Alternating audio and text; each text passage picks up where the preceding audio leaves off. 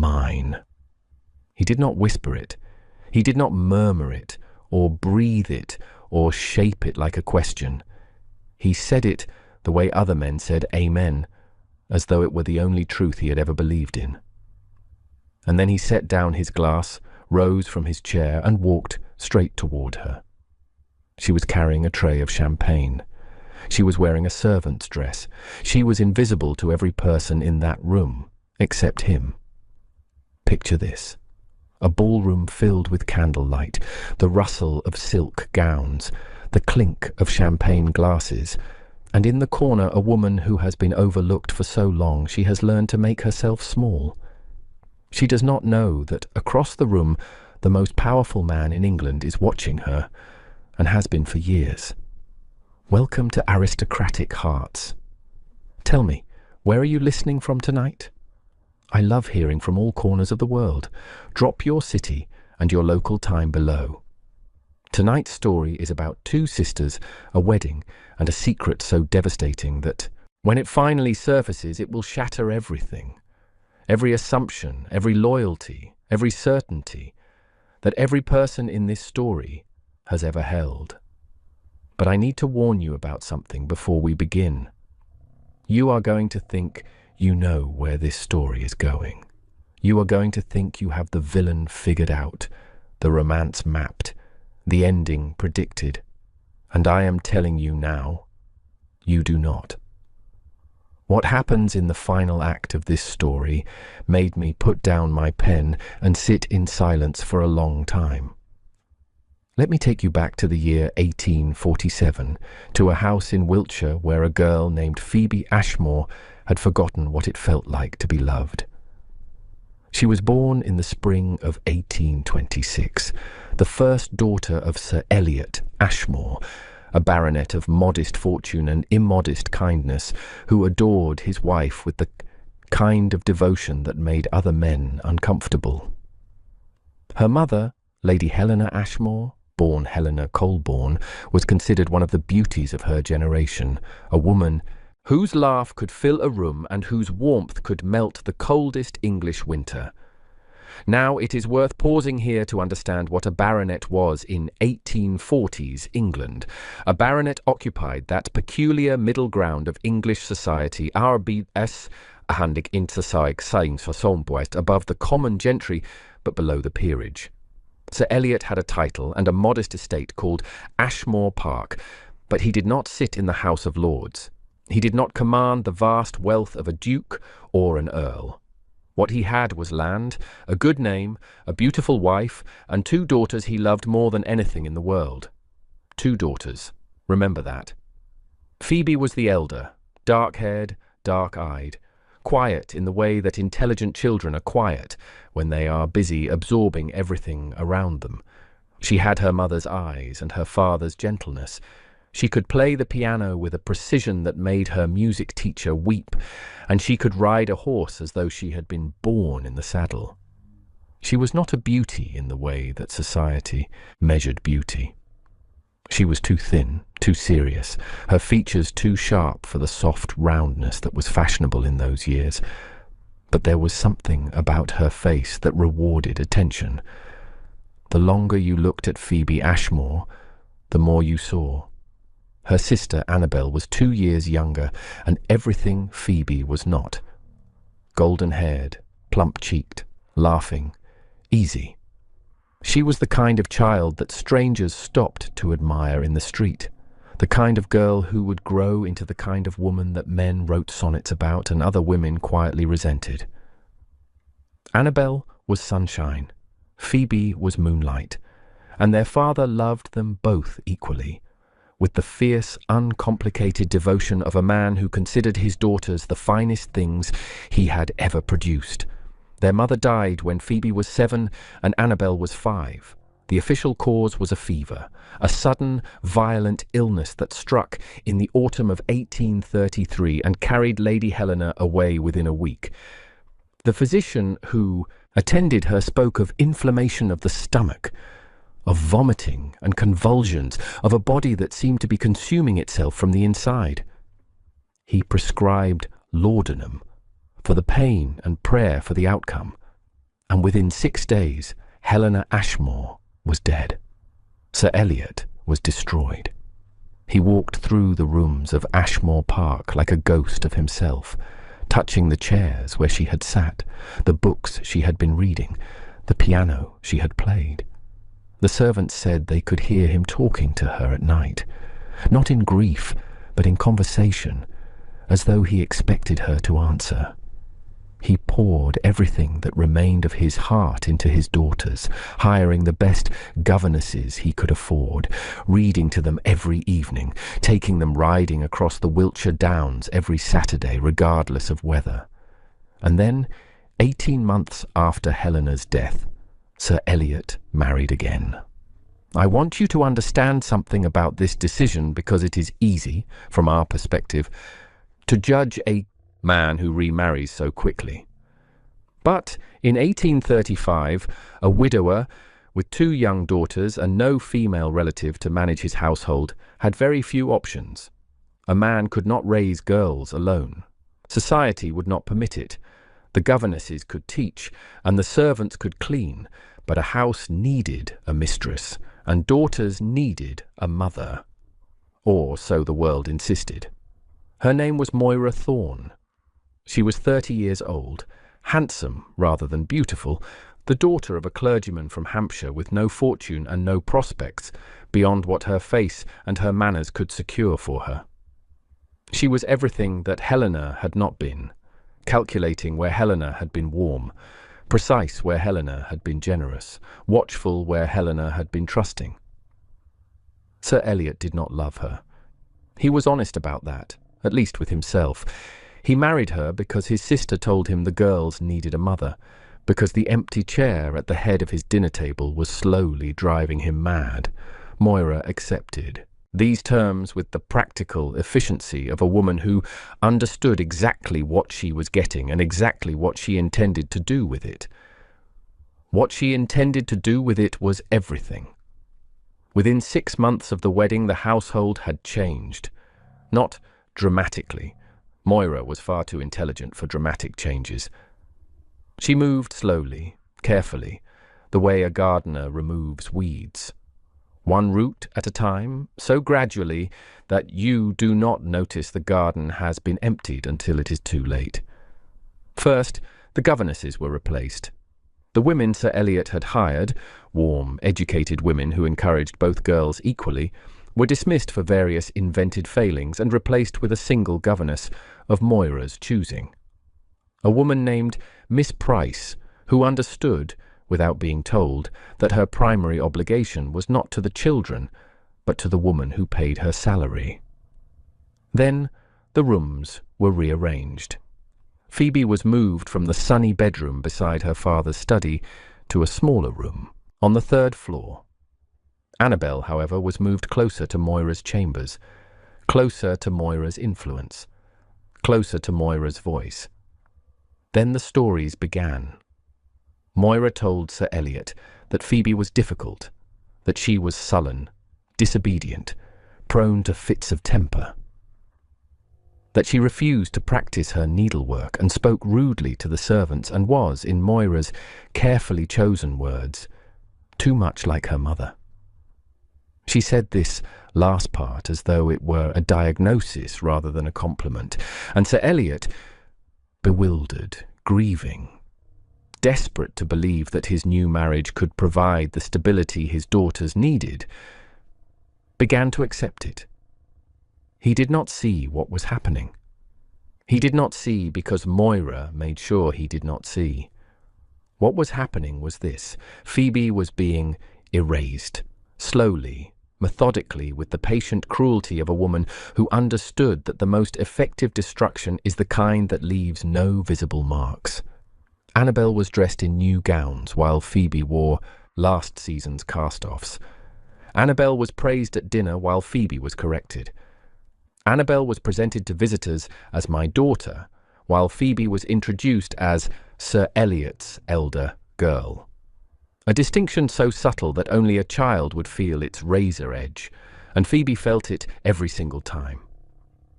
And Annabel, golden, laughing, 5-year-old Annabel was too young to understand what was being done, too young to recognize that the warmth being poured into her was stolen warmth, redirected from her sister like sunlight through a lens.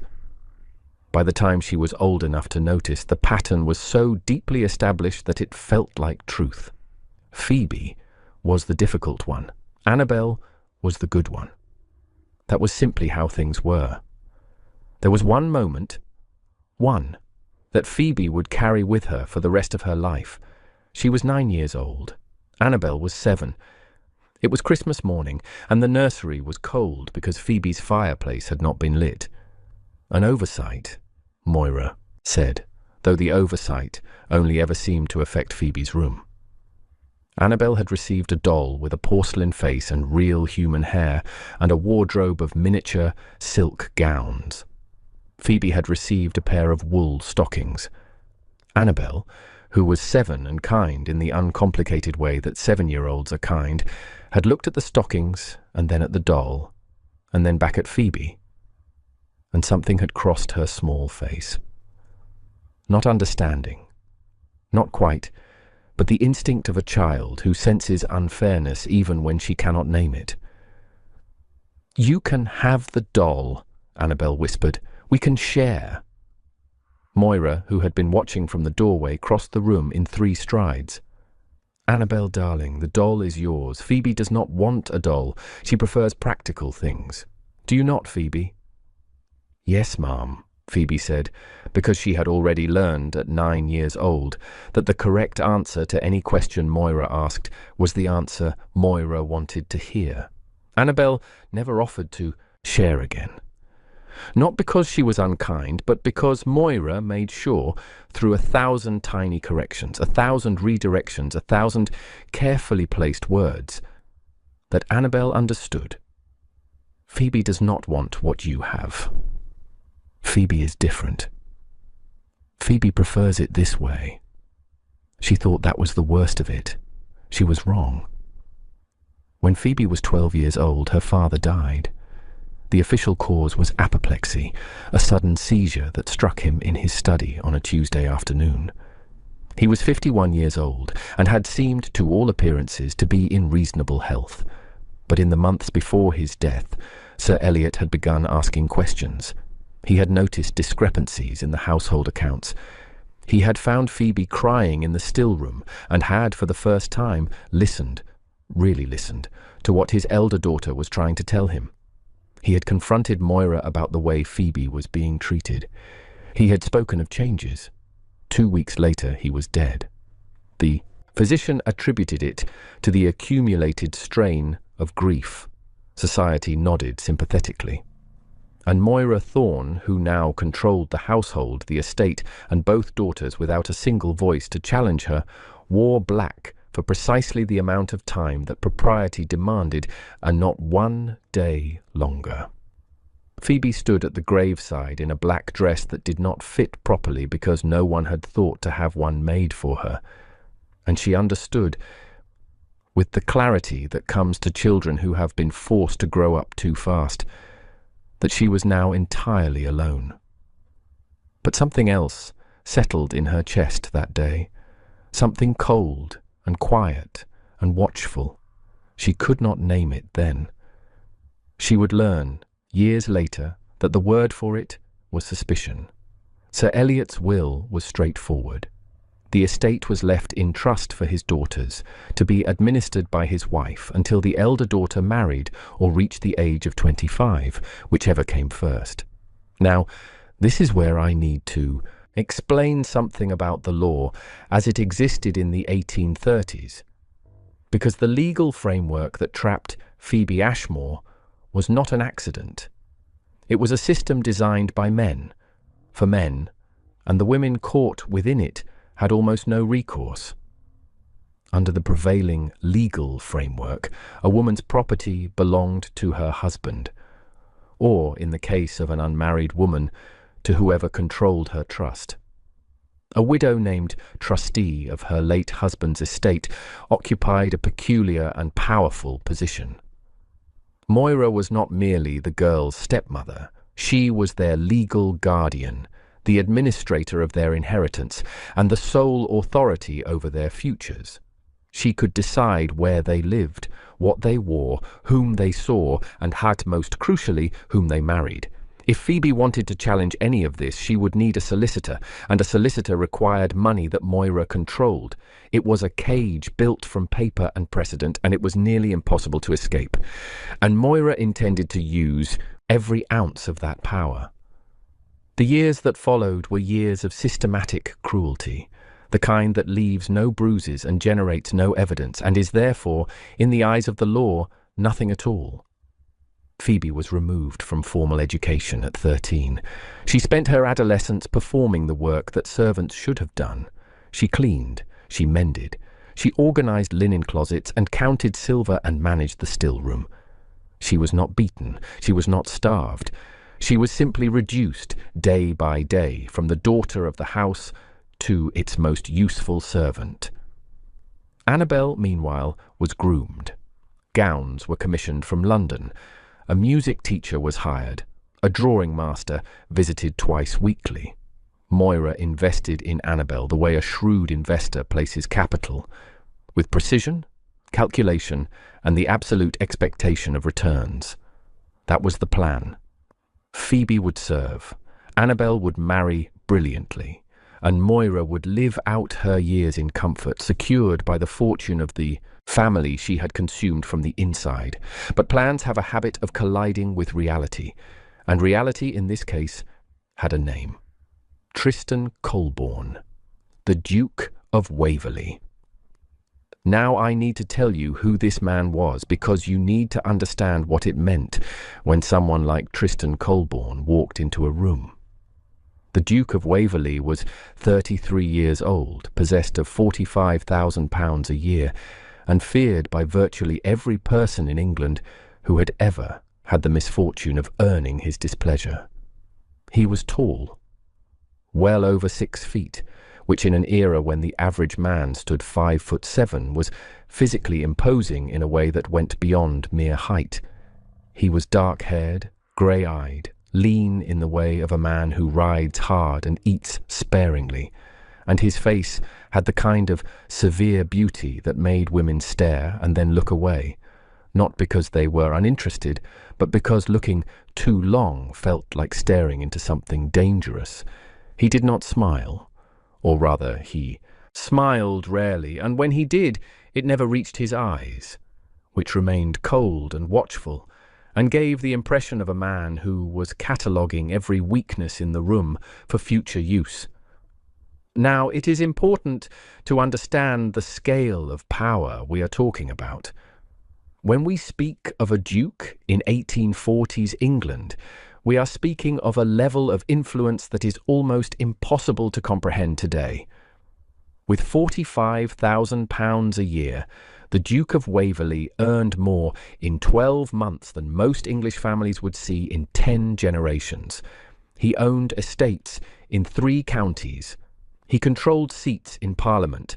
His name alone could open doors that money could not buy, or close them permanently. When such a man decided he wanted something, or someone, there were very few forces in England capable of stopping him. He had inherited the dukedom at 21. His mother, the former Augusta Colborne, had died when he was 19. Now, I need you to hold that name.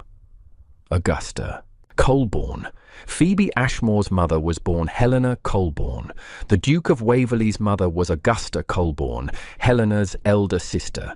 Tristan Colborne and Phoebe Ashmore were first cousins. Now, I should pause here because I know some of you just raised an eyebrow. But it is important to understand that in the 1840s, marriage between first cousins was not only legal, it was common, expected, and in many aristocratic families, actively encouraged. Queen Victoria married her first cousin, Prince Albert, in 1840, and theirs was considered one of the great love matches of the century. Among the landed gentry and the peerage, cousin marriages kept estates consolidated, bloodlines intact, and fortunes from being dispersed among strangers. It was not scandalous, It was strategic, and in many cases, as you are about to see, it was something far more powerful than strategy. And this is critically important because of what his mother told him on her deathbed. Augusta had been ill for months, a slow, wasting illness that consumed her body but left her mind painfully sharp. In her final weeks, she called her son to her bedside and told him something she had been keeping secret for years. "Your aunt, Helena, did not die of fever," she said. "She was poisoned." Tristan was 19. He sat in the chair beside his mother's bed and listened as she told him everything. How Helena had written to her in the weeks before her death, describing stomach pains that came and went, vomiting that worsened after meals, a metallic taste that lingered on her tongue. How Augusta had recognized the symptoms from the trial reports of famous arsenic poisoning cases. How she had begged Helena to leave Ashmore Park, and Helena had refused because she would not leave her daughters. And then Helena had died, and the physician had called it fever, and Augusta had called it murder. But she could not prove it. "Promise me," Augusta whispered. "Promise me you will protect Helena's girls," Tristan promised. For 14 years he had watched. He had gathered information with the patience of a man who understood that rushing would destroy everything. He had hired investigators. He had obtained samples from Ashmore Park. He had consulted chemists who confirmed what his mother had suspected, but he could not prove who had administered the poison. Not yet. And the woman he suspected, Moira Thorne, was careful enough to have left no trace. Careful enough to have maintained the appearance of a devoted stepmother for over a decade. Tristan needed more. He needed to be close enough to find it. Which brings us to the wedding. Annabel Ashmore was 19 years old and about to marry Lord Fitzwilliam Gresham, the eldest son of the Earl of Hartington. The wedding was to be held at Ashmore Park. 300 guests had been invited. And Phoebe, 21-year-old Phoebe, who should have been sitting among the guests as the bride's sister. It was told that she would be helping the servants, not as a guest, not as family, as staff. "There are not enough hands," Moira said, without looking at Phoebe. "You will assist Mrs. Hadley with the champagne service. You will wear the grey dress. You will not speak to the guests. You will not approach your sister. You will not embarrass this family." Phoebe put on the grey dress. She pulled her dark hair back beneath the cap. She took the tray of champagne glasses and walked into the ballroom of her own home as though she were a stranger passing through. I have to pause here and tell you, when I first wrote this scene, I had to step away from my desk. The image of a woman serving champagne at her own sister's wedding in her own family home, in a servant's dress, while 300 guests celebrate around her. It is a particular kind of cruelty that does not leave bruises but shatters bones all the same. And that is when she saw him. He was standing near the tall windows, on the east side of the ballroom, a glass of wine in his hand that he had not touched, his grey eyes moving across the room with focused intensity. He wore black, true black, head to foot, as though he were in mourning or making a statement or simply did not care about other people's opinions. His height made him impossible to ignore. His face made him impossible to forget. She did not know who he was. She had not been permitted to see the guest list. She knew only that he was tall, that he was dark, and that when their eyes met across the candlelit ballroom, she felt something shift inside her chest. Not attraction, not yet, but recognition, as though some part of her already knew him. She looked away. She was a servant tonight. Servants did not make eye contact with dukes, but he did not look away. She moved through the crowd with her tray, keeping her head down. She approached a cluster of older women near the fireplace. She offered champagne. A hand reached out and took a glass without acknowledging the person who held the tray. And then a voice behind her said very quietly, "You should not be carrying that." She turned. He was there, close enough that she could smell sandalwood and cedar and something darker beneath it, like wood smoke after rain. "I beg your pardon, sir." "The tray. You should not be carrying it." His grey eyes moved over her face with an attention that felt almost physical, as though he were memorizing her. "You are Miss Ashmore." Something cold moved through her stomach. "I am one of the servants assisting with—" "No," he said, "you are not." It was not a challenge. It was a statement of fact delivered with the absolute certainty of a man who does not make errors. And in that certainty, Phoebe heard something she had not heard in years, someone refusing to accept the lie that had been built around her. "Who told you my name?" she said. "No one told me. I have known your name for a very long time." The words should have frightened her. From any other man they would have. But there was something in his voice, beneath the control, beneath the aristocratic distance, that was not predatory. It was pained, as though knowing her name had cost him something. She studied his face. The candlelight caught the sharp angle of his cheekbone, the faint scar along his jaw, the grey eyes that watched her with an attention that felt almost reverential, as though she were a painting in a gallery he had visited every day for years. "How long?" she asked. 14 years. "That is not possible. You have never been to this house." "I have never entered it. That is not the same thing." He paused, and something in his expression shifted. A fissure in the control, quickly sealed.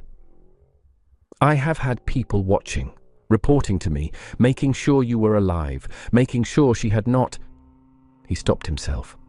"I am saying too much, and I am saying it badly. But I need you to understand that you are not alone. You have not been alone for 14 years. You only thought you were." "Put the tray down," he said. "Please." "If she sees me speaking to a guest—" "She will see far worse than that before this night is over." He said it quietly. He said it the way a man says something he has been planning to say for 14 years. With no emotion at all, because the emotion had long since been burned away by patience, leaving only the hard, clean certainty of purpose. Phoebe stared at him. "Who are you?" He held her gaze. "I am someone who should have come for you sooner, and I am sorry that I did not." Before she could respond, a hand closed around her upper arm from behind, hard enough to bruise. "Phoebe!" Moira's voice was ice wrapped in silk. "You are neglecting the west side of the ballroom. Mrs. Hadley is waiting for you in the kitchen." Moira's fingers dug into Phoebe's arm. The man in black looked at those fingers. He looked at them for exactly 3 seconds, and then he raised his eyes to Moira's face, and the expression in them was something Phoebe had never seen directed at another human being. It was not anger. Anger was hot and temporary. This was cold. This was geological. This was the patient tectonic fury of a man who has been watching an injustice compound for 14 years and has finally positioned himself to end it. "Lady Ashmore," he said. His voice was pleasant, conversational, a sheathed blade. "I am Tristan Colborne, the Duke of Waverley." The colour drained from Moira's face so quickly it was as though someone had pulled a plug. She knew the name. Of course she knew it. Every person in England with any connection to the aristocracy knew the name Colborne. But more than that, she knew the connection. She knew that the Duchess of Waverley had been Augusta Colborne. She knew that Augusta and Helena had been sisters. And she knew, in that instant, with the animal instinct of a woman who has survived by sensing danger, exactly what his presence in this ballroom meant. "Your Grace," Moira said. Her voice did not waver. Her hand did not release Phoebe's arm. What an honor! I did not realize you had accepted our invitation. I accepted a great many things to be here tonight. He looked at Moira's hand on Phoebe's arm again. You may release her now. She has duties. Her only duty tonight is to sit beside me, as my cousin, as the daughter of Lady Helena Colborne, as my guest. The word cousin moved through the nearest cluster of guests like a stone dropped in still water. Heads turned, whispers started, and Moira's grip loosened, not because she chose to release Phoebe, but because 300 pairs of eyes had just witnessed the Duke of Waverley claim the servant girl as his blood relation, and there was nothing on earth that Moira could do about it without making herself look worse. Tristan offered Phoebe his arm. She took it. Her hand was trembling, and she could feel the hard muscle of his forearm beneath the wool of his coat, and she had the dizzying sensation of stepping off a cliff without knowing whether there was ground below. He led her to a chair at his table. He signalled a footman and had champagne brought, in a glass she did not have to carry. He sat beside her, close enough that their shoulders nearly touched, and he said nothing for a long moment. He simply let her sit. Let her breathe. Let the reality of being treated as a person settle around her like warmth after years of cold. Breathe, he said at last, without looking at her. His eyes were on Moira, tracking her across the room the way a hawk tracks a field mouse. You are safe. I do not feel safe. No, I imagine you have not felt safe in a very long time. A pause. I intend to change that, but I need you to trust me, and I have not yet earned that trust. So I will start with this. I knew your mother. Or rather, my mother knew yours. They were sisters, and my mother told me something about your mother's death that you deserve to hear. Not here, not tonight, but soon. What did she tell you? That it was not a fever. The ballroom noise swelled and crashed around them. Laughter, music, the bright percussion of celebration. And Phoebe sat in the middle of it, wearing a grey dress, and hearing her world crack open along a fault line she had always sensed, but never dared to touch. I need time, Tristan said. A fortnight. Come to Waverley House as my guest. Bring Mrs. Hadley. I know she is the only person in that household you trust. Let me show you what I have spent 14 years finding. Why should I trust you? I do not know you. You should not trust me, not yet. But you should know this. I have nothing to gain from lying to you. I am already a duke. I am already wealthy. The only thing I want is the truth, and you deserve it. It was the lack of performance that convinced her. He was not trying to charm her or overwhelm her or sweep her away. He was offering information and asking for time. It was the most respectful thing anyone had done for her since her father died. A fortnight, she said. Thank you. A young man approached their table. Lord Pemberton, the second son of a viscount, sandy-haired and pleasant-faced, emboldened by champagne. Miss Ashmore, I wonder if I might have the honour of a dance. No, Tristan said. He did not look up. He did not elaborate. He simply said the word with the quiet finality of a man closing a vault door, and Lord Pemberton, who had been reaching for Phoebe's hand, froze as though he had just heard a pistol cock. I beg your pardon, Your Grace. I only meant— I know what you meant. Tristan raised his eyes. They were grey and cold and absolutely lethal. Miss Ashmore will not be dancing tonight. Pemberton retreated so quickly he nearly knocked over a chair. Phoebe turned to Tristan with something between shock and indignation. He was being polite. He was being opportunistic. There is a difference. Tristan's jaw was tight. You have been invisible for 21 years. Now every man in this room can see you, and I find— He stopped himself, recalibrated. You are under my protection now. That is all. But the colour along his cheekbones said it was not all. Not remotely. Phoebe went to Waverley House. She went because the word fever had never sat right in her chest, and because Tristan Colborne had offered her the first honest thing she had received in 14 years: doubt. Waverley House was vast where Ashmore was modest, grand where Ashmore was comfortable. Phoebe walked through its marble halls feeling small and far from home. But Tristan did not let her feel small for long. He gave her a suite of rooms overlooking the rose garden his mother had planted. He introduced her to his staff, who bowed and called her Miss Ashmore with a respect that made her throat tighten. He gave her access to his library and told her to read whatever she wished, whenever she wished, for as long as she wished. He was gentle with her. That was the thing that undid Phoebe more than anything else. Tristan Colborne, whom the whole of England feared, was gentle with her. He shortened his long stride to match hers. He held branches aside as they walked through the parkland. He listened, actually listened, with his whole attention, when she spoke. And when she fell silent, which was often, because 21 years of being told that her voice did not matter had made silence her default, he did not rush to fill the quiet. He simply walked beside her, patient as stone, waiting for her to find her words. On the 4th day, they were walking along the bridle path that bordered the lake. The ground was uneven from recent rain, and Phoebe's foot caught on a root hidden in the wet grass. She stumbled, and his hand was there, instantly, reflexively, catching her waist, steadying her, his fingers pressing against the fabric of her dress with a firmness that had nothing to do with preventing a fall. She looked up. He was very close.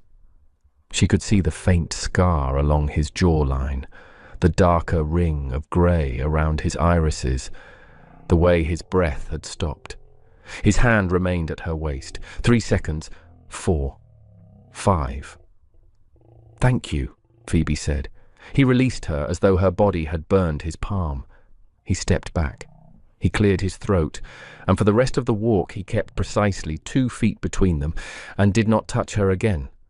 A distance so deliberate, so carefully maintained, that it told Phoebe more about what he was feeling than any touch could have. That evening, he showed her the evidence. They sat in his study, a dark, warm room lined with books, lit by fire and candles, and Tristan placed a leather case on the desk between them. Inside were letters, dozens of letters, written in a hand that Phoebe did not recognize, but that made her heart clench with a pain she could not name. "Your mother's," Tristan said, "written to mine in the months before she died." Phoebe read them. She read them slowly, with hands that trembled and eyes that blurred with tears she had been holding back for 14 years. Her mother's voice, alive on the page, warm and frightened and brave, described symptoms that no fever produced: the metallic taste, the vomiting that worsened after meals, particularly after meals prepared by a kitchen maid hired at Moira's recommendation, the burning pain that came and went like poison pulsing through her body in waves. "She knew," Phoebe whispered. "She knew someone was poisoning her. She suspected. Why did she not leave? Because of you and Annabelle. She wrote that she would not leave her daughters unprotected. She stayed to protect us, and she died." "Yes." Phoebe set the letters down. Her hands were steady now. Something had changed in her face. The grief was still there, but ill. Beneath it, something harder was forming. Something with edges. "There is more," Tristan said. He withdrew a glass vial containing a dark residue. "Arsenic, found in samples taken from the medicine cabinet at Ashmore Park, combined with the letters, with the testimony of 2 former servants I have located, with records showing Moira was living in the parish before your mother died, not after as she claims. It is enough for Chancery, enough to challenge her guardianship. But here is the thing, and I need you to pay very close attention to this. The arsenic, the letters, the servants, the guardianship challenge. None of that is the twist. None of it. What Tristan found next is what changes everything. And it is coming. Stay with me. My father, Phoebe said. Her voice was very quiet. He died of apoplexy. 2 weeks after he began questioning Moira's treatment of me. 2 weeks after he threatened to make changes. Tristan went still. You already know, Phoebe said. You have already considered it. I have considered it. His voice was careful. I have not been able to prove it. The symptoms of apoplexy and arsenic poisoning can overlap. If she used the same method, gradual doses over weeks, she murdered both of them. It was not a question. Phoebe said it with the flat certainty of a woman who has carried a suspicion in her chest for 9 years and has just heard it confirmed. She did not cry. She did not rage. She sat very still in the candlelight, and the thing with edges inside her chest grew sharper, and she looked at Tristan with eyes that were no longer the eyes of a victim. What do you need from me? She said. Time. The season begins in 6 weeks. I have arranged a ball at Waverley House. 400 guests, every person of consequence in England. That is where I intend to present the evidence. You intend to destroy her publicly. Yes. I want to be there. I want to be standing next to you when she sees what is coming. Tristan looked at her. At this woman who had spent 21 years being silent and small and invisible, who was now sitting in his study with arsenic evidence on the desk and murder in her family and steel in her spine. And something shifted in his expression. Not pity, not admiration. Something deeper. Something he was not ready to name and she was not ready to hear. You will be there, he said. I give you my word. That was the last peaceful night they had for weeks, because the following morning a carriage arrived at Waverley House. Inside it was Annabel, golden, beautiful, furious Annabel, and behind her, triumphant and rigid in emerald silk, was Moira. Moira had moved faster than Tristan anticipated. The moment Phoebe had left Ashmore Park, Moira had recognized the threat, and rather than wait to be destroyed, she had done the one thing she had always been best at. She had told a story. She told Annabel that Phoebe had been seduced by the Duke of Waverley, that he was a predator who preyed on vulnerable women, that Phoebe, poor, confused, ungrateful Phoebe, had been lured to Waverley House under false pretenses, and that Moira had come to rescue her. She told Annabel that Phoebe had always been jealous of her, had always resented her happiness, and that this alliance with the Duke was her twisted attempt at revenge. And Annabel believed it. Of course she believed it. She had been believing Moira's stories for 19 years. The foundation of Annabel's entire identity, who her mother was, who her sister was, who she herself was, had been laid by Moira, brick by careful brick, and it could not be demolished by a stranger's accusation in an entrance hall.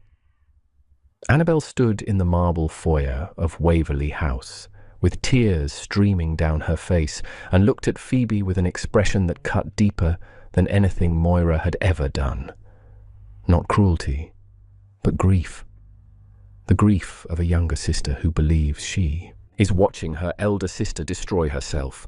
Phoebe, you have to come home, Annabel said. Mama says this man is dangerous. She says he has been filling your head with lies about our family. They are not lies, Phoebe said. He told you Mama poisoned our mother. Do you hear yourself? She raised us. She clothed us. She gave us everything. She gave you everything. She gave me a grey dress and a servant's cap. Annabel flinched. For a moment, the briefest moment, something flickered in her blue eyes. Doubt. The hairline crack of a question she had never allowed herself to ask. But Moira was standing behind her, and the weight of 19 years of carefully constructed reality was too heavy to shift in a single conversation. Come home, Phoebe, Annabel whispered. Please. And this is one of my favorite scenes in this entire story. Because what Phoebe did next is the moment she stopped being a victim and became something else entirely. She looked at Annabelle. She looked at the sister she had loved every day of her life, the sister she was doing all of this to protect, and she made the hardest decision she had ever made. "No," Phoebe said. Annabelle's face crumpled. "I love you," Phoebe said. "I have loved you since the day you were born, but I will not come back to that house and pretend that what happened to our mother was a fever. I will not wear the grey dress. I will not serve champagne at my own life. And when the truth comes out, and it will, Annabelle, it will, I will be here, waiting for you, the way I have always been waiting for you." She turned and walked up the staircase. She did not look back. She could hear Annabelle crying in the entrance hall below. Not the polished tears of a society girl performing grief, but the raw, bewildered sobs of a 19-year-old whose world was splitting in two. And each sob hit Phoebe like a fist between the ribs. She gripped the banister so hard her knuckles went white. Her legs shook. Everything in her body was screaming at her to turn around, to go back, to say whatever Annabelle needed to hear, to be the compliant, invisible, agreeable sister she had always been. But she did not turn around, because the woman who turned around was the woman Moira had made, and Phoebe was done being made. By the time she reached the top of the stairs, she was shaking so violently that she could not turn the door handle. Tristan found her there. She was sitting on the floor of the hallway, her back against the wall, her knees drawn to her chest, her face buried in her arms. He did not speak. He sat down on the floor beside her. The Duke of Waverley, in a hallway of his own house, sitting on cold marble in his tailcoat. And he waited. He did not try to fix it. He did not offer solutions or strategies or promises. He simply sat beside her on the floor and waited for the storm to pass, the way you wait beside someone during a fever. Present, patient, unwilling to leave. I know some of you are screaming at your screens right now. Trust me. Keep listening. Minutes passed. The cold of the marble seeped through their clothes. Somewhere in the house, a clock chimed. "She looked at me like I was insane," Phoebe said into her arms. "She looked at you like a woman whose world is starting to crack. That is not insanity. That is the beginning of sight." What if she never believes me? What if Moira has won? What if 19 years of lies are stronger than the truth? They are not. How can you be certain? Because I have spent 14 years building a case that is stronger than any lie ever told. And because your sister loves you. She does not know it yet. Moira has buried it under so many layers of manipulation that Annabelle cannot feel it. But it is there. I saw it in her face when she asked you to come home. She was not obeying Moira. She was afraid of losing you. There is a difference. Phoebe lifted her head. Her face was blotched and swollen, and she looked at him with the raw, undefended vulnerability of a woman who has just lost the last person she was trying to save. He held her gaze. He did not reach for her. He did not offer false comfort. He sat on the cold floor and looked at her with an expression that was so carefully controlled it was almost expressionless, except for his eyes, which burned with something that had nothing to do with evidence or revenge or promises to dead mothers. Something he was holding back with every ounce of discipline he possessed. Something that, if he let it loose, would change everything between them. 3 weeks, he said. His voice was rough. The ball is in 3 weeks. Give me 3 weeks, and I will give you your sister back. 3 weeks. 21 days of preparation, of legal documents being filed, of witnesses being briefed, of Tristan's solicitors working around the clock to assemble a case so airtight that no barrister in England could challenge it, and 21 days of something else, something neither of them spoke about. It lived in the silences between their conversations, in the way Tristan's hand would move toward hers across the breakfast table and then stop, curling into a fist on the tablecloth. In the way Phoebe would find herself standing at the window of her room at night, looking out at the light still burning in his study, knowing he was awake, wondering if he was thinking about her the way she was thinking about him, in the way they circled each other like planets caught in each other's gravity, close enough to feel the pull, disciplined enough not to fall. She was beginning to understand, terrified of her. Not of her, of what he felt. She could see it in the way he controlled himself around her, the way his sentences about the investigation would trail off when she walked into the room, the way he would look at her when he thought she was not watching and then look away so quickly that the movement itself was an admission. She was learning to read him the way she read books, not the words on the surface, but the spaces between them, where the truth lived. And she was terrified of herself. Because every day she spent in his house, every evening she sat across from him at dinner, every walk in the gardens where their hands almost touched and then did not, every one of those moments was adding weight to something inside her chest that she could not afford to feel. Not yet. Not while there was still a war to fight. But the heart does not take orders. It never has. And Phoebe Ashmore's heart, which had been silent for 21 years, had decided, without her permission and without her consent, to wake up. On the 12th day, Moira came to Waverley House. Not with Annabel this time. Alone. She arrived in a hired carriage at 3 o'clock in the afternoon, when she knew, because Moira always knew, that Tristan would be in London meeting with his solicitors. She sent her card up, and Phoebe, against every instinct screaming at her to refuse, told the butler to show her in. They sat across from each other in the drawing room. Tea was brought. Neither of them touched it. Moira looked older than she had at the wedding. The weeks since Phoebe's departure had carved new lines around her mouth, and there was something behind her eyes.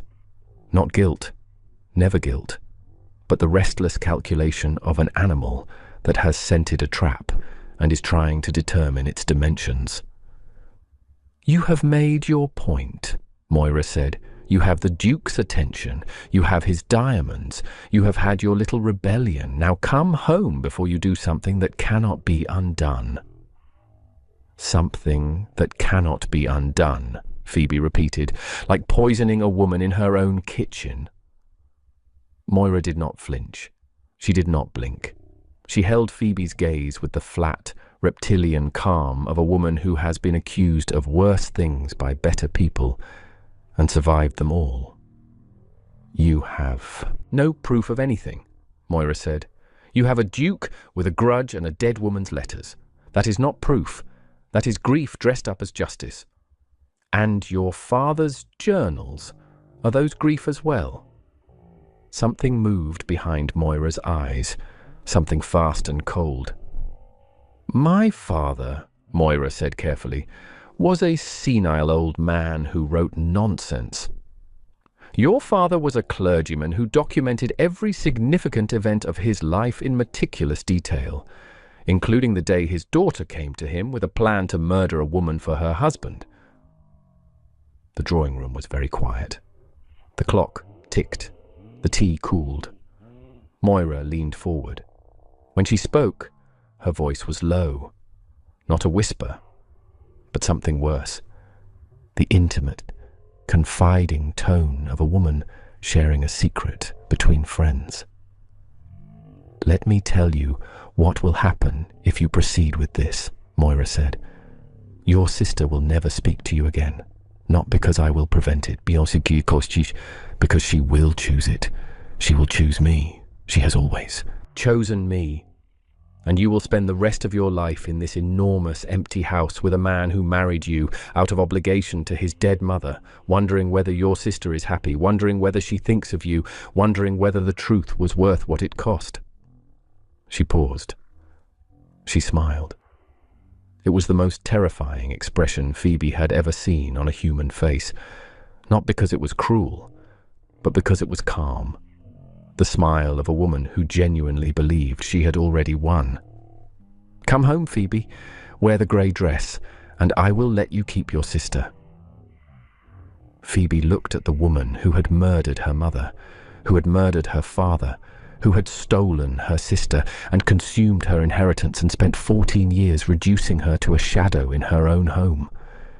She looked at her, and she felt something she had never felt before in Moira's presence. Not fear, not submission, not the desperate, scrabbling need to appease. Contempt. "No," Phoebe said, "and if you set," Phoebe said, "foot in this house again, I will have the servants remove you. I am done being afraid of you. I was done the moment I put down that tray." Moira stared at her, and for the first time, the very first time in 14 years, Phoebe saw uncertainty cross that controlled, calculating face. Not fear, not yet, but the dawning recognition that the girl she had broken was no longer broken, that the weapon she had relied on, Phoebe's obedience, Phoebe's silence, Phoebe's desperate need to keep the peace, no longer existed. Moira left without another word. Her carriage wheels crunched on the gravel drive, and Phoebe stood at the window and watched her go, and her hands were shaking, and her heart was hammering so hard she could feel it in her teeth. But she was standing. She was standing. And Moira was leaving, and for the first time in her life, the power had been hers. When Tristan returned that evening, Mrs. Hadley told him what had happened. He found Phoebe in the library, and stood in the doorway looking at her with an expression she could not read. "She came here," he said, "alone, while I was in London." "Yes." "And you faced her, alone?" "Yes." He was quiet for a long moment. Then he said very softly, "You are the bravest person I have ever known." And Phoebe, who had been holding herself together through sheer force of will since 3 o'clock that afternoon, felt her composure crack, just slightly, at the corners. Not enough to break, but enough to let him see what was underneath. "I told her I was done being afraid," Phoebe said, "and I meant it." "I know you did." His voice was rough. "I know. Now I know what some of you are thinking. You are thinking, why did Phoebe not just tell Annabel the truth right there, when Annabel came to Waverley House? Why did she not sit her sister down and show her the letters and the arsenic and the evidence? And the answer is something that Phoebe understood instinctively, and that Moira was counting on. The truth without proof is just an accusation. If Phoebe had shown Annabel the evidence privately, Moira would have called it fabrication. She would have told Annabel the Duke manufactured it all. And Annabel, who had spent 19 years inside Moira's story, would have believed her mother over her sister. The truth had to be delivered in a room full of witnesses, with sworn testimony, with evidence that could not be denied or explained away or whispered into nothing. It had to be public. It had to be undeniable. It had to be the kind of truth that 400 people saw with their own eyes, so that no one, not Moira, not Annabel, not society itself, could ever pretend it had not happened. And that is exactly what Tristan had planned. On the night before the ball, Phoebe could not sleep. She went to the library at midnight and found him already there, sitting in the dark, staring at the fire. "You should rest," she said from the doorway. "So should you." She crossed the room and sat in the chair across from his. The fire had burned low, its embers casting amber light across the sharp planes of his face. He looked exhausted, not physically, but with the bone-deep weariness of a man who has been carrying a burden for too long. "After tomorrow," Phoebe said, "after it is done, what happens?" Moira faces the magistrate. The evidence is presented. Chancery revokes her guardianship. You inherit Ashmore Park. "That is not what I meant." He looked at her. The firelight caught his eyes and turned them amber.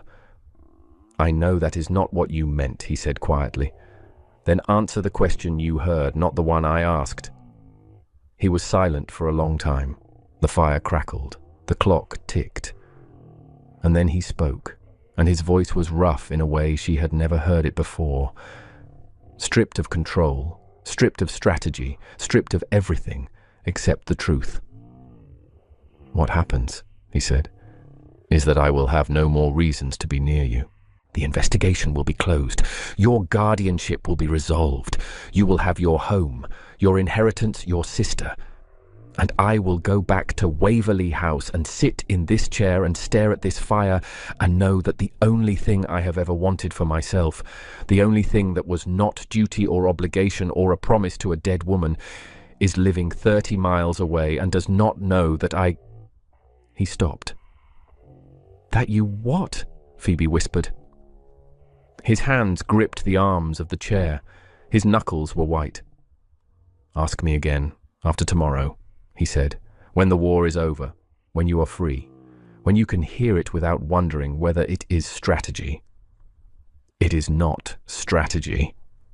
"No, it is not." He looked at her, and the mask was gone, the cold composure, the aristocratic distance, all of it stripped away, and what was underneath was raw and fierce and terrified. "It has not been strategy for a very long time." She stood. She crossed the space between their chairs. She stood in front of him, so close that her skirt brushed his knees, and she looked down at the most powerful man in England, who was looking up at her as though she were the only source of light in a dark room. She touched his face, one hand against his cheek, her thumb tracing the line of his jaw. He closed his eyes. His breath shuddered out of him. "After tomorrow," she said. "After tomorrow," he agreed.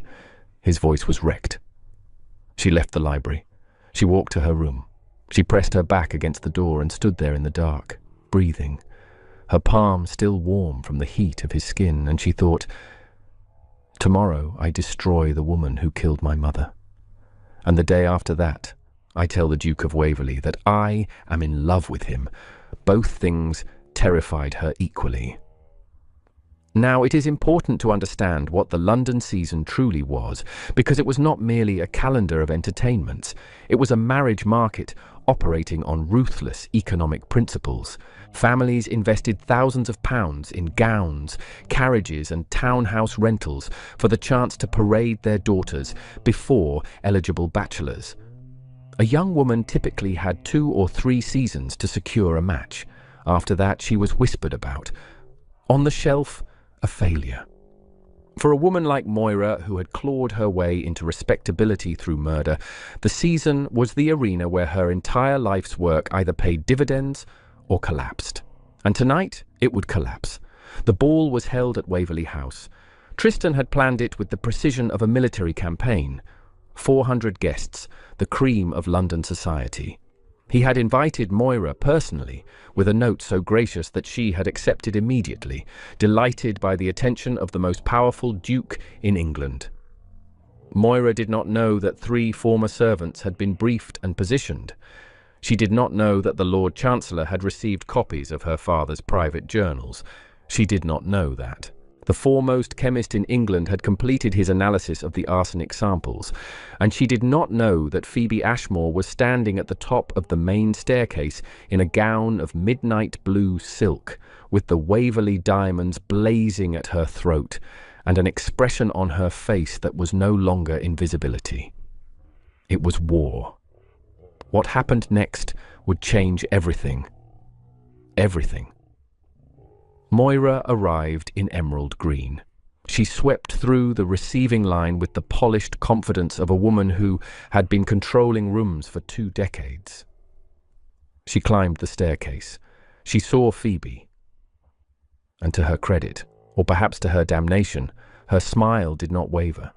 She looked at the midnight blue silk, at the Waverley diamonds, at the woman who 3 months ago had been carrying her champagne, and she smiled as though none of it mattered. "Phoebe, darling, how well you look." Lady Ashmore, Tristan said, thank you for coming. There is someone I would like you to meet. He turned, and from behind the column, 3 figures stepped forward. Mr. Calvert, the solicitor who had witnessed Sir Eliot's will, Sarah Briggs, who had been a kitchen maid at Ashmore Park in 1833, and Jane Cutler, who had been Moira's personal maid before the marriage. Moira's mask cracked. What is this? This is the truth. The ballroom fell silent. 400 guests turned and pressed forward. Sarah Briggs will testify, Tristan said, his voice carrying across the room, that she was instructed by you to add a powder to Lady Helena Ashmore's meals. She was told it was a tonic. It was arsenic. A gasp moved through the ballroom like a wave. Jane Cutler will testify that you were present in the parish of Draycott 6 months before Lady Helena's death, not after, as you have claimed. That you targeted Sir Eliot specifically, that you waited for Helena to die, helped her die, and moved into her life as though you had always belonged there. Moira's face was white, the colour of bone. The same poison, Tristan continued, and his voice dropped to a register that silenced the room more completely than any shout, was likely administered to Sir Eliot Ashmore, who died of sudden apoplexy 2 weeks after he began questioning your treatment of his elder daughter. The chemist's analysis of residue from the household medicine cabinet is consistent with chronic arsenic exposure in both cases. The room did not breathe, and then Tristan said, "And there is one final truth." He paused. The silence was absolute. The Reverend Thorne's private journals, your father's journals, Lady Ashmore, confirm that you never bore a child. Annabel Ashmore is not your daughter. She is the biological daughter of Sir Eliot and Lady Helena Ashmore, Phoebe's full sister. You stole her. You raised her as your own. You turned 2 sisters against each other so that neither would ever be strong enough to challenge you. If you had dropped a pin in that ballroom, it would have sounded like cannon fire. And then, from the back of the room, a voice said, "Mama." Annabel. She was standing at the foot of the staircase in a white gown, her golden hair gleaming in the candlelight, her face shattered with confusion and dawning horror. Her husband stood beside her, one hand on her elbow. "Mama, tell them it is not true." Moira turned to her. And for a fraction of a second, Phoebe saw calculation cross Moira's face. The rapid assessment of a woman looking for one last weapon. "Annabel, darling, these are lies. This man has poisoned your sister's mind. He has seduced her, turned her against us." "Do not," Tristan said. His voice cut the air like a blade. "Do not lie to her. Not again." But Moira was a survivor. She spun toward the crowd, emerald silk flashing in the candlelight. "This is slander. This is a powerful man using his title to destroy a widow. I have raised that girl as my own for 19 years. Ask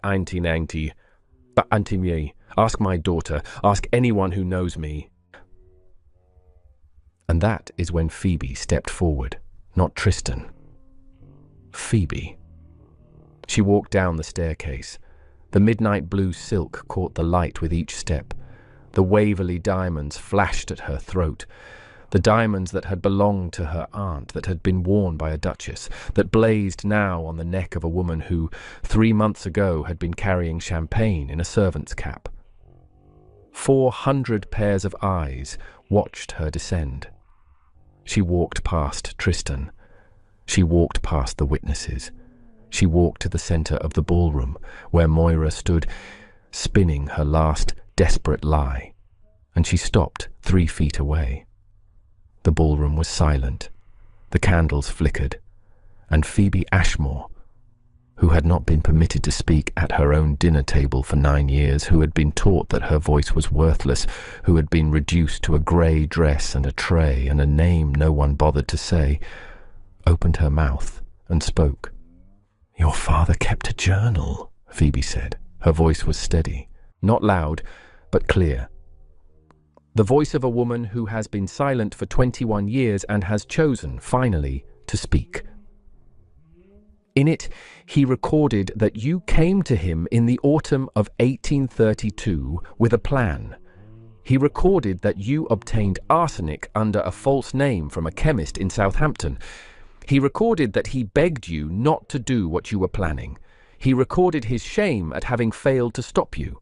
His words, his handwriting, verified by 3 independent experts, submitted to the Lord Chancellor this morning. She paused. The silence was so complete that she could hear the candle wax dripping. You killed my mother, Phoebe said. You fed her arsenic in her own kitchen, in her own home, in the meals she ate while sitting across the table from her 2 daughters. You watched her vomit blood and convulse and beg God for mercy, and you told the physician it was a fever, and you buried her in the churchyard and married her husband before the grass had grown over her grave. Moira's mouth opened. No sound came out. You killed my father. You poisoned him the same way, slowly, when he began asking questions you could not answer. He was 51 years old. He loved his daughters. He was the last person in the world who stood between you and total control, and you removed him. Phoebe took 1 step closer. Moira flinched, physically flinched, the way a person flinches from fire. You stole my sister. You dressed me in grey and made me serve in my own home, and you did it all with a smile. 1 more step. I am not smiling, Phoebe said. The silence that followed was the most complete silence that had ever existed in a London ballroom. And then Phoebe turned away from Moira, turned her back on her, deliberately, completely, as though the woman had already ceased to exist, and walked to Annabel, her sister, her real sister, the girl she had loved from across a manufactured divide for 19 years. I am your sister, Phoebe said. Your full sister, your blood, and I have loved you every single day of your life, even when you did not know it, even when she made sure you would never see it. Annabel's face crumpled, not gracefully. It was the raw, ugly disintegration of a girl who has just learned that everything she believed was a lie. Her knees buckled. Her hands reached out, and Phoebe caught her, held her, pulled her close. And the 2 of them stood there in the middle of the Duke of Waverley's ballroom, clinging to each other while 400 people watched and Moira screamed behind them. And I need to tell you what that looked like. Because if you had been standing in that ballroom, if you had been one of those 400 guests, what you would have seen was not a scandal or a spectacle or a piece of gossip to relay at tomorrow's breakfast table. What you would have seen was 2 women who had been separated by lies since childhood, holding each other for the first time as sisters who, to be strangers and were, in that moment, discovering that they had been each other's missing halves all along. Because Moira was screaming now. The mask was gone. The composure was gone. She was clawing at the magistrate's officers, who had stepped forward from the doorway, shrieking that it was lies, that the Duke had fabricated everything, that she was innocent. Her emerald gown tore at the shoulder, her hair came loose from its pins, and as she was dragged toward the doors, her eyes, wild, stripped of every mask she had ever worn, found Phoebe's face across the ballroom. Phoebe looked back at her. She did not flinch. She did not cry.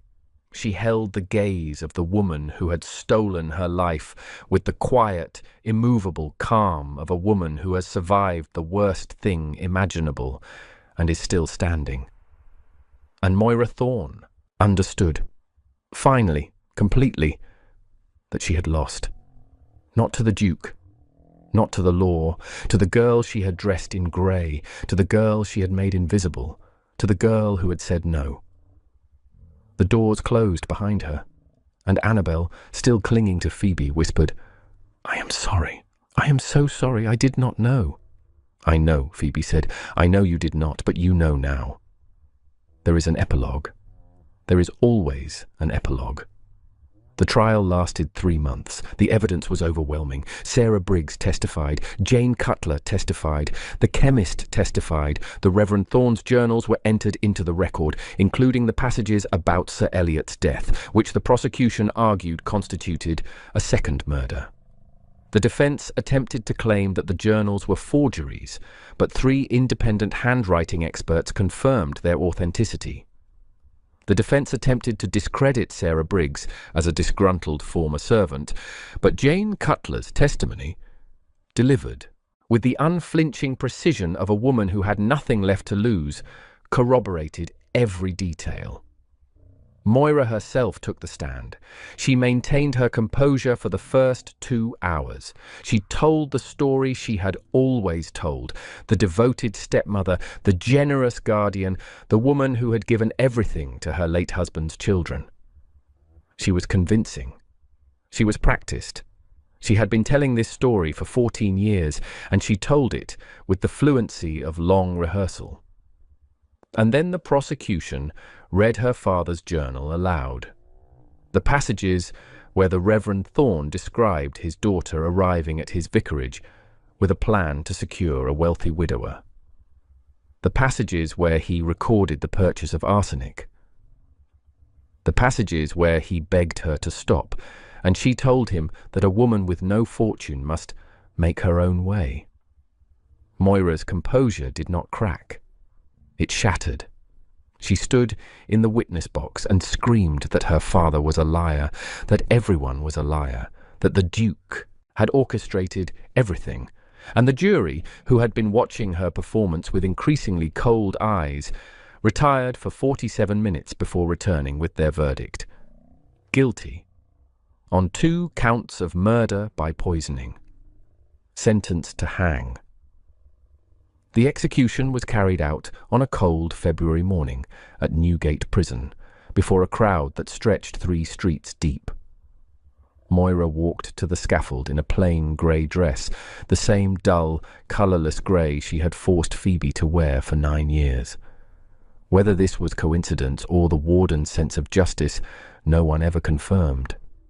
She did not speak. She did not weep. She walked to her death with the same rigid composure she had worn like armour her entire life, and the last expression on her face was not fear. It was fury. The fury of a woman who could not believe she had been outplayed. Phoebe did not attend the execution. She was at Ashmore Park in the garden, planting roses, her mother's favourite, damask roses, deep, crimson, their scent so heavy it hung in the air like memory. She inherited the estate. The trust was dissolved. The house that had been her prison became her home, transformed by her own choices and her own authority. She dismissed Miss Price, personally standing in the entrance hall where she had once been handed a servant's cap, telling the governess that her services were no longer required with a composure that Miss Price had never seen on her face before. She burned every grey dress in the house. She did it in the fireplace of the main drawing-room, feeding the fabric into the flames 1 garment at a time, watching the dull grey cotton curl and blacken and disappear. Mrs. Hadley stood beside her and wept, not with sadness, but with the fierce, shaking relief of a woman who had watched a child she loved suffer for years and had been powerless to stop it. Phoebe opened every window. She ordered new curtains in colours Moira would have despised, crimson and gold and deep living green. She moved back into the sunny bedroom beside her father's study. And on the first morning, when she woke in that room for the first time since she was 7 years old, she lay in the bed and listened to the bird song and the wind and the sound of a house that was, at last, hers. And Annabel came home. The rebuilding was slow. There were tears, oceans of tears, and conversations that lasted until dawn, and silences that lasted just as long. Annabel grieved the mother she thought she had lost, and the mother she had never known she had. One evening, 3 months after the trial, Annabel came to Phoebe's room. She stood in the doorway with shadows under her eyes and a gravity in her face that had not been there before. "I need to ask you something, and I need you to be honest." "Always."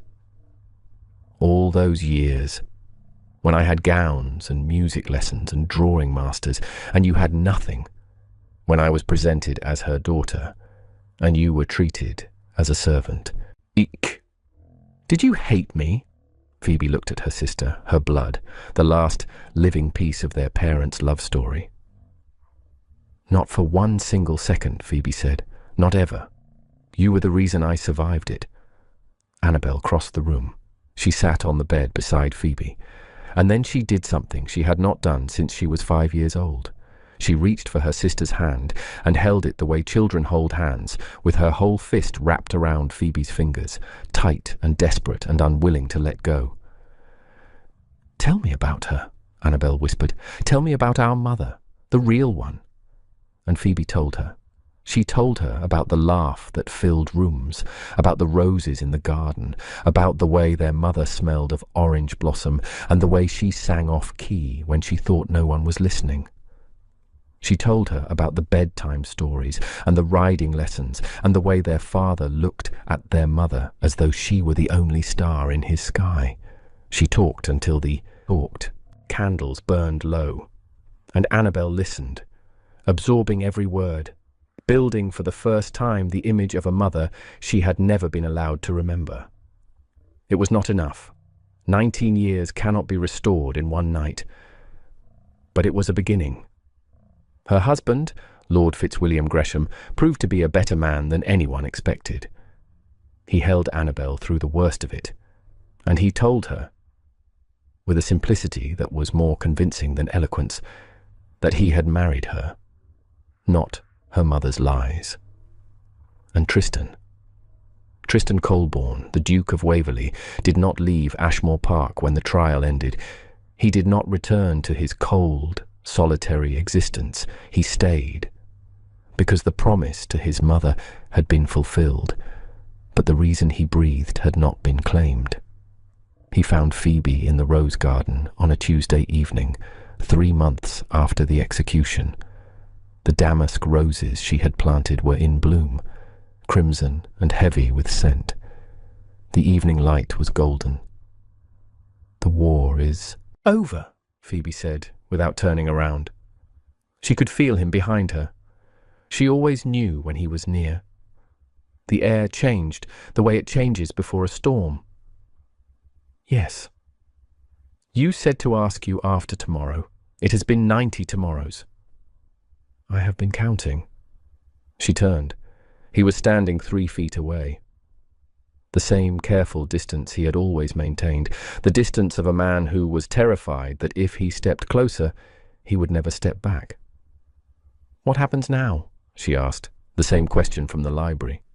But this time there was no fire between them, no investigation, no war, just a garden and the evening light and the truth. "What happens now," he said, and his voice cracked on the word now, "is that I tell you what I should have told you on the floor of that hallway, what I should have told you in the library, what I should have told you the moment I walked into that ballroom and saw you carrying a tray, and my heart—" He pressed his hand against his chest though it physically hurt. "I came for justice. I stayed for you. Everything I have done for 14 years was supposed to be about a promise to my mother, and it was, but somewhere in the middle of it, you became the promise. You became the reason. You became—" "Everything," Phoebe said. "Everything." He kissed her in the rose garden. 14 years of restraint dissolved in a single breath. His hands found her face. Finally, and he kissed her with the desperate, shaking reverence of a man who has wanted something for so long that the having of it feels like a miracle. His thumbs traced the line of her cheekbones. His fingers slid into her dark hair. He kissed her as though he were drowning and she were air, and the sound he made against her mouth, A low, wrecked, involuntary sound was the sound of a man who has held his breath for 14 years and has finally been given permission to exhale. And Phoebe kissed him back, not gently, not carefully. She kissed him with the fierce, incandescent certainty of a woman who has been invisible for 21 years and is choosing, at last, to be seen by the one person who saw her all along. She kissed him with 21 years of silence behind her and the rest of her life in front of her, and she did not hold back, and she did not apologize, and she did not make herself small. When they finally broke apart, the roses were heavy with evening dew, and the last light was fading from the sky. Tristan rested his forehead against hers. His eyes were closed. His hands were still in her hair. 14 years, he murmured. "Worth it?" Phoebe asked. He opened his eyes, grey and warm, and, for the first time since she had known him, completely unguarded. "Every second," he said, "every single second." They married in the autumn, at the same church where her parents had married and where her mother was buried. Annabel stood beside her, not as a stranger but as her sister, her maid of honour, her blood. The church was filled with white roses and the scent of beeswax candles, and the late October light streamed through the stained glass, casting coloured patterns across the stone floor like scattered jewels. The pews were full, not with 400 society guests competing for gossip, but with the people who mattered. Mrs. Hadley, weeping quietly in the third row, Sarah Briggs and Jane Cutler, who had risked everything to tell the truth, the staff of Waverley House, who had watched their master fall in love and had the good grace to pretend they had not noticed. And when Phoebe walked down the aisle toward the tall, dark-haired man whose grey eyes were bright with something he would deny was tears, she carried a bouquet of violets, her mother's favourite flower. She had picked them herself that morning, from the garden at Ashmore Park, from the beds she had replanted where Moira had once ripped them out. Her hands were steady. She noticed it the way you notice the absence of pain after years of carrying it. The last time she had walked through a room full of people holding something in her hands, it had been a champagne tray, and her hands had been shaking. They were not shaking now. Tristan did not smile. Not exactly. But his eyes, when they found hers across the length of the church, held something better than a smile. Something fierce and tender and permanent, and Phoebe Ashmore, who had carried trays and worn grey and been invisible for 21 years, walked toward him in full view of everyone, and she did not look away, and she did not make herself small, and she did not serve anyone's champagne. She carried her mother's violets, and she was seen. This story reminds me why I started this channel, because there is something about stories of people who were overlooked, deliberately, cruelly, systematically overlooked, finally being seen, finally being claimed, finally being loved the way they deserved all along. I think we all carry a little of that longing, and I think that is why you are here. Before you go, drop a comment telling me where you are listening from, what time it is, and what moment hit you the hardest. Was it the champagne tray? Was it Annabel? Was it the rose garden? I want to know. I read every single comment. If you have not subscribed yet, join our community. I would love to have you here for the next story. And remember, sometimes the people you think are your enemies are just people who have been lied to. The real enemy is the one holding the lie. Until next time, take care of yourselves.